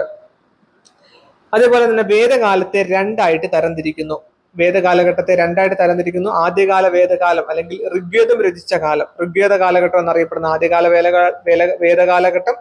അതേപോലെ രണ്ടാമത്തെ പിൽക്കാല വേദകാലഘട്ടം, യജുർ വേദം, സാമവേദം, അഥർവ വേദങ്ങൾ രചിച്ച കാലഘട്ടത്തെയാണ് രണ്ടാം വേദകാലഘട്ടം അല്ലെങ്കിൽ പിൽക്കാല വേദകാലഘട്ടം എന്ന് അറിയപ്പെടുന്നു. അങ്ങനെ വേദകാലഘട്ടത്തെ രണ്ടായിട്ട് തിരിച്ചിട്ടുണ്ടെന്ന് കുട്ടികളുടെ പുസ്തകത്തിൽ കൊടുത്തിട്ടുണ്ട്. അതുപോലെ എന്താണ് വേദം എന്നൊക്കെ നമുക്ക് പഠിക്കേണ്ടതായിട്ടുണ്ട്. അതിനകത്ത് തന്നെ വേദസാഹിത്യം എന്ന് പറയുന്ന ഒരു കോളം നമുക്ക് കാണാൻ പറ്റും. വേദസാഹിത്യം എന്ന് പറഞ്ഞാൽ വേദം എന്നാൽ അറിവ്, വിദ് എന്നാണ് അർത്ഥം. വേദം എന്നാൽ എന്താണ് അർത്ഥം? അറിവ് എന്നാണ് അർത്ഥം. വേദങ്ങൾ 4 ഉണ്ട്, നമുക്കറിയാം. ഋഗ്വേദം, യജുർവേദം, സാമവേദം, അഥർവവേദം അല്ലെ. ആദ്യത്തെ വേദമാണ് ഋഗ്വേദം. 4 വേദങ്ങൾ കൂടാതെ അനുബന്ധങ്ങളായിട്ട് ബ്രാഹ്മണങ്ങളുണ്ട്, ആരണ്യകങ്ങളുണ്ട്, ഉപനിഷത്തുകളുണ്ട്. അതുപോലെ തന്നെ വേദസാഹിത്യത്തിന്റെ ആരണ്യകൾ, ഉപനിഷത്തുകൾ എന്നിവയും വേദസാഹിത്യത്തിന്റെ ഭാഗമാണെന്ന് മനസ്സിലാക്കുക. വേദകാലത്തെക്കുറിച്ചുള്ള പഠനത്തിനായുള്ള ഏറ്റവും പ്രധാനപ്പെട്ട സ്രോതസ്സാണ് വേദസാഹിത്യം എന്ന് പറയുന്നത്. അതുപോലെ വർണ്ണവ്യവസ്ഥ നമ്മൾ പഠിച്ചിട്ടുള്ള വർണ്ണങ്ങൾ 4 ഉണ്ടായിരുന്നു. പൗരോഹിത്യത്തിൽ ഏർപ്പെട്ടിരുന്നവർ ബ്രാഹ്മണരും, രാജ്യഭരണവും സംരക്ഷണവും നടത്തിയവർ ക്ഷത്രിയരായിരുന്നു, കൃഷിയിലും കച്ചവടത്തിൽ ഏർപ്പെട്ടിരുന്നവർ വൈശ്യരായിരുന്നു, ഈ 3 വിഭാഗങ്ങൾക്ക് ദാസ്യവൃത്തി ചെയ്തിരുന്നവർ ശൂദ്രരായിരുന്നു. ഇതൊക്കെ നമുക്ക് അറിയാവുന്ന കാര്യങ്ങളാണ്. പിന്നെ ആദ്യകാല വേദകാലഘട്ടവും പിൽക്കാല വേദകാലവും എന്നും നമുക്ക് 2 ബോക്സിൽ കൊടുത്തിട്ടുണ്ട്. ആദ്യകാല വേദകാലം നിലനിന്നിരുന്ന സപ്തസിന്ധു പ്രദേശത്തായിരുന്നു. പിൽക്കാല വേദകാലഘട്ടം അത് ഗംഗാ സമതലം വരെ വ്യാപിച്ചു. ആദ്യകാല വേദകാലഘട്ടത്തിലെ സമ്പദ് വ്യവസ്ഥ എന്ന് പറയുന്നത് ഇടയ സമ്പദ് വ്യവസ്ഥയായിരുന്നു. അതായത് ഇടയന്മാര് അവരുടെ പ്രധാന വരുമാന മാർഗം എന്ന് പറയുന്നത്, അവരുടെ ഉപജീവന മാർഗം എന്ന് പറയുന്നത് എന്തായിരുന്നു? ഇടയ അതായത് നമ്മുടെ കന്നുകാലികളെ മേയിക്കുന്ന പരിപാടിയായിരുന്നു. പിൽക്കാല വേദകാലഘട്ടത്തിൽ എന്ത് ചെയ്തു? അവർ കൃഷിക്ക് പ്രാധാന്യം കൊടുത്തു. അതേപോലെ ആദ്യകാല വേദകാലഘട്ടത്തിൽ അർദ്ധനാടോടികളായിരുന്നു. അവര് അർദ്ധനാടോടികളായിരുന്നു. എന്നാൽ പിൽക്കാല വേദകാലഘട്ടത്തിൽ അവർ സ്ഥിരവാസം ജീവിതം ആരംഭിച്ചു. അതേപോലെ ആദ്യകാല വേദകാലഘട്ടത്തിലെ സമൂഹത്തിൽ സ്ത്രീകൾക്ക് താരതമ്യേന ഉയർന്ന സ്ഥാനമുണ്ടായിരുന്നു. എന്നാൽ പിൽക്കാല വേദകാലഘട്ടത്തിൽ എന്ത് സംഭവിച്ചു? സ്ത്രീകളുടെ സാമൂഹിക പദവിക്ക് മങ്ങലേൽക്കുകയാണ്. അത് നമ്മൾ മനസ്സിലാക്കണം. സ്ത്രീകളുടെ സാമൂഹിക പദവിക്ക് മങ്ങലേറ്റു. അതേപോലെ ആദ്യകാല വേദകാലഘട്ടത്തിൽ കാട് വെട്ടിത്തെളിച്ചും തീയിട്ടും കൃഷി ചെയ്തു. നിരവധി ഗോത്രങ്ങൾ ചേർന്നതായിരുന്നു സമൂഹം. യാഗങ്ങൾ ലളിതവും ഓരോ കുടുംബനാഥനും ചെയ്യാവുന്നതുമായിരുന്നു. പ്രകൃതി ശക്തികളെ അവർ ആരാധിച്ചു. ഇപ്പുറം പിൽക്കാല വേദകാലഘട്ടത്തിലേക്ക് വരുമ്പോൾ ഇരുമ്പിന്റെ ഉപയോഗം ഉണ്ടായിരുന്നു. വർണ്ണവ്യവസ്ഥ ശക്തിപ്പെടുന്നുണ്ട്. യാഗങ്ങൾ സങ്കീർണവും ചെലവേറിയതുമായി, യാഗങ്ങൾ ഒരു പ്രത്യേക വിഭാഗത്തിന്റെ മാത്രം അധികാരമായി മാറി, പ്രത്യേക ആരാധനാമൂർത്തികൾ രൂപപ്പെടുന്നു, വിവിധ കരകൗശല വിദ്യകളുടെ തുടക്കം, ഇതൊക്കെയാണ് പിൽക്കാല വേദകാലഘട്ടത്തിലെ പ്രത്യേകതകൾ എന്ന് പറയുന്നത്. അപ്പോൾ ആദ്യകാല വേദകാലഘട്ടത്തിലെ പ്രത്യേകതകളും പിൽക്കാല വേദകാലഘട്ടത്തിലെ പ്രത്യേകതകളും നമ്മൾ നിർബന്ധമായിട്ടും പഠിക്കേണ്ടതുണ്ട്. കാരണം എന്ന് പറഞ്ഞാൽ ഇത് ഇമ്പോർട്ടന്റ് ആണ്. വേദകാലഘട്ടത്തിന്റെ പ്രത്യേകത ഉറപ്പായിട്ടും നമുക്ക് ചോദിക്കും. ആദ്യകാല വേദകാലം നിലനിന്നിരുന്ന പ്രദേശം സപ്തസിന്ധു പ്രദേശമായിരുന്നു. പിൽക്കാല വേദകാലം ഗംഗാ സമതലം വരെ വ്യാപിച്ചു. ആദ്യകാല വേദകാലഘട്ടത്തിലെ ഇടയ സമ്പദ് വ്യവസ്ഥയായിരുന്നു അവരുടെ രീതി. സമ്പദ് വ്യവസ്ഥ രീതി എന്ന് പറയുന്നത് ഇടയന്മാരായിരുന്നു. എങ്കിൽ പിൽക്കാല വേദകാലഘട്ടത്തിൽ അത് കൃഷിക്ക് പ്രാധാന്യം കൊടുത്തുകൊണ്ടുള്ള ഒരു ജീവിതമാർഗമായി. ഇവർ നാടോടികളായിരുന്നു, അർദ്ധ നാടോടികളായിരുന്നെങ്കിൽ പിൽക്കാല വേദകാലഘട്ടത്തിലേക്ക് ജീവിതം അവർ സ്ഥിരവാസം ആരംഭിച്ചു. അതുപോലെ തന്നെ ആദ്യകാല വേദകാലഘട്ടത്തിൽ നമ്മൾ മനസ്സിലാക്കുന്ന സമൂഹത്തിൽ സ്ത്രീകൾക്ക് താരതമ്യേന ഉയർന്ന സ്ഥാനം ഉണ്ടായിരുന്നു. തിരിഞ്ഞു പോകരുത്. ആദ്യകാല വേദകാലഘട്ടത്തിലാണ് സ്ത്രീകൾക്ക് സമൂഹത്തിൽ ഉന്നത സ്ഥാനം ഉണ്ടായിരുന്നതെങ്കിൽ പിൽക്കാല വേദകാലഘട്ടത്തിൽ സ്ത്രീകളുടെ സാമൂഹിക പദവിക്ക് മങ്ങലേറ്റു. അത് നമ്മൾ പഠിക്കണം. പിൽക്കാല വേദകാലഘട്ടത്തിലോട്ട് ചെല്ലുമ്പോൾ കുറെ മാറ്റങ്ങളൊക്കെ വരികയാണ്. ആദ്യകാല വേദകാലഘട്ടത്തിൽ കാട് വെട്ടിത്തെളിച്ചും തീയിട്ടു അവർ കൃഷി ചെയ്തു. അതേപോലെ നിരവധി ഗോത്രങ്ങൾ ചേർന്ന ഒരു സമൂഹമായിരുന്നു അവരുടേത്. യാഗങ്ങൾ ലളിതവും ഓരോ കുടുംബനാഥനും ചെയ്യാവുന്നതായിരുന്നു. പ്രകൃതി ശക്തികളെ അവരെ ആരാധിച്ചിരുന്നു. എന്നാൽ പിൽക്കാല വേദകാലഘട്ടത്തിലേക്ക് വരുമ്പം ഇരുമ്പിന്റെ ഉപയോഗം അവര് മനസ്സിലാക്കി. അതുപോലെ വർണ്ണ വ്യവസ്ഥ ശക്തിപ്പെടുന്നത് പിൽക്കാല വേദകാലഘട്ടത്തിലാണ്. യാഗങ്ങൾ സങ്കീർണമായി ചെലവേറിയതായി, അതൊരു വിഭാഗത്തിന്റെ മാത്രം അധികാരമായി മാറി, പ്രത്യേക ആരാധനാമൂർത്തികൾ രൂപപ്പെടുന്നു. ഇതെല്ലാം പിൽക്കാല വേദകാലഘട്ടത്തിന്റെ പ്രത്യേകതയാണ്. അതുപോലെ വിവിധ കരകൗശല വിദ്യകളിൽ തുടക്കം കുറിക്കുന്നു. അപ്പൊ ഇത് ഇത്രയാണ് നമുക്ക് ഒന്നാമത്തെ ചാപ്റ്ററിൽ നമുക്ക് പഠിക്കാനുള്ളത്. ശിലായുഗത്തിൽ നിന്ന് മുന്നോട്ട് എന്ന് പറയുന്ന ആ ഒരു ചാപ്റ്ററിൽ നമുക്ക് ഇത്രയും കാര്യങ്ങളാണ് പഠിക്കാനുള്ളത്. അപ്പൊ ഇത്രയും കാര്യങ്ങൾ നിങ്ങൾക്ക് മനസ്സിലായെന്ന് വിചാരിക്കുന്നു. അപ്പം അടുത്ത സെക്കൻഡ് ചാപ്റ്ററുമായിട്ട് നമുക്ക് അടുത്ത ക്ലാസ്സിൽ വീണ്ടും കാണാം.